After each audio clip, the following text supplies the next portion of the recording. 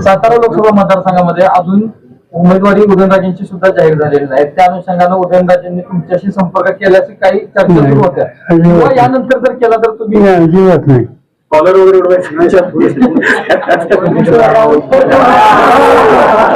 जरांगे पाटलांनी जर प्रत्येक लोकसभेमध्ये उमेदवार उभे केले तर मराठा मतांवर याचा परिणाम आणि फरक पडेल का? विभाजन होईल का मतांचं?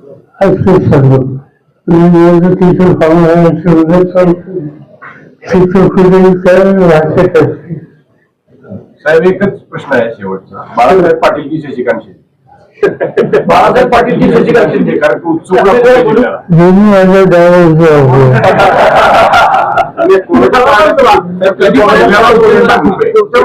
तुम्ही कोणाच्या पाड्यात बोलून टाकणार किंवा कुणाला सांगणार ना पहिला माझं काम करा सांगणार त्यांची शक्ती